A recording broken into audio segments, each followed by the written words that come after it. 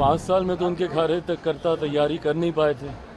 परिणाम सबके सामने है। कि अपने कार्यकर्ताओं को उलझाने के लिए, उनको रिझाने के लिए, उनको फंसा के रखने के लिए भैया 5 साल तक क्या करेंगे? यही बातें बोलना ना पड़ेगा।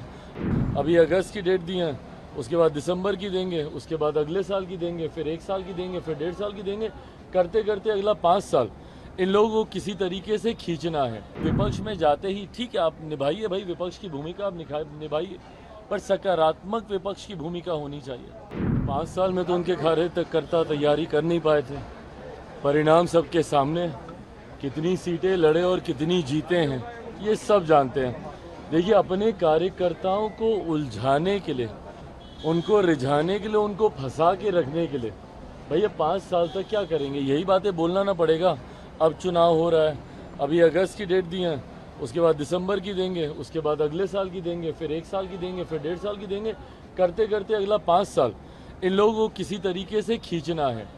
हकीकत है, और इस बात को मैं पूरी एनडीए के एक एक घटक दल के बिहाफ पर बोल सकता हूँ। जिस मजबूती से आज केंद्र में हमारे प्रधानमंत्री नरेंद्र मोदी जी के नेतृत्व में ये सरकार चल रही है, अगले 5 साल ये सरकार ना सिर्फ इसी मजबूती से अपना कार्यकाल पूरा करेगी, बल्कि इन 5 सालों में भी कई बड़े और कड़े फैसले प्रधानमंत्री जी के नेतृत्व में देश हित में लिए जाएंगे, जिसका मजबूती से समर्थन एनडीए का हर एक घटक दल करेगा। इस बात में अगर किसी के मन में 1% भी शंका है कि कोई भी एनडीए का घटक दल हमारे प्रधानमंत्री जी के नेतृत्व में कुछ भी आगे पीछे करने की सोच रखता है, तो इस बात को वो अपने मन से निकाल दे।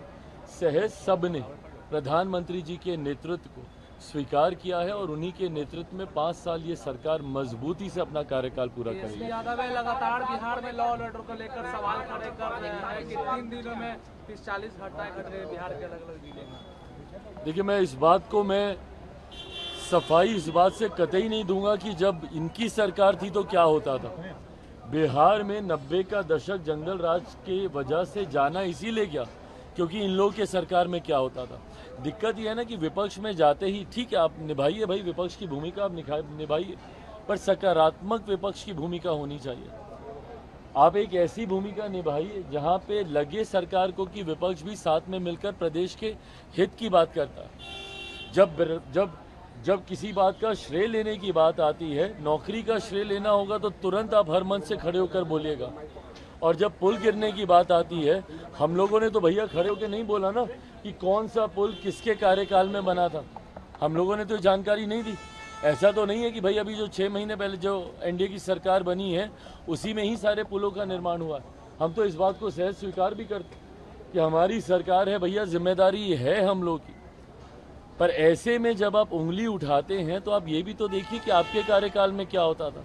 बनिस्बत उसके चीज़ों को बहुत बेहतर किया गया है और आने वाले दिनों में बेहतर किया जाएगा। लॉ एंड ऑर्डर हम लोग के लिए भी चिंता का विषय है और हम लोगों ने भी इस बात के लिए मुख्यमंत्री जी से हम लोगों ने भी आग्रह किया है कि जिस तरीके से लॉ एंड ऑर्डर की का विषय है उस पर हम लोगों को चिंतित होकर कड़े कदम उठाने की ज़रूरत है। पुल गिरे उसको भी लेकर हम सब चिंतित हैं कि गुणवत्ता के साथ कभी किसी तरीके का कोई समझौता बर्दाश्त नहीं किया जाएगा। पर विपक्ष की भी जिम्मेदारी बनती है कि ऐसे में सकारात्मक भूमिका निभाए। राहुल गांधी है वो आरोप लगाए थे कि रक्षा मंत्री पर कि अग्निवीर के शहीदों को मुआवजे नहीं मिले, उस पर सेना के जवानों ने भी जवाब दिया है, ट्वीट किया है कि नहीं उनको पैसा मिले। भाई ये गलत तथ्यात्मक जानकारी सदन के पटल पर आप रखिएगा और आज की तारीख में आप सिर्फ एक सांसद की भूमिका में नहीं है ना कि आप कुछ भी आए बोले और चले गए। आज की तारीख में से एक संवैधानिक पद पर आप बैठे हुए हैं। एलओपी की पद की एक अपनी गंभीरता होती है और उसको गंभीरता से लिए जाना ज़रूरी है।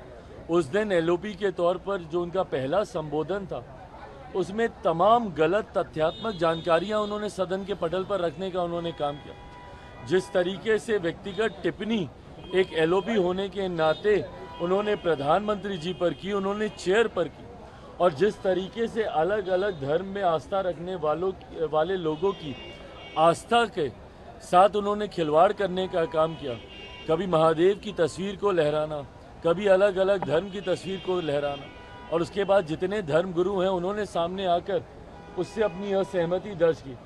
उसी क्रम में उन्होंने तमाम ये गलत तथ्यात्मक जानकारी रखी। जब उन्होंने अग्निवीर का जब उन्होंने जिक्र किया, उसी वक्त केंद्रीय रक्षा मंत्री आदरणीय राजनाथ सिंह जी ने खड़े होकर उस बात का खंडन करने का काम किया। पर दिक्कत यह है ना कि एक एलओपी होने के नाते अगर आप अपने पद की गरिमा को नहीं समझेंगे, अगर इस तरीके से हल्के में आप बयानबाजी करते रहेंगे, तो आप अपने पद की मर्यादा को कम करने का काम करेंगे।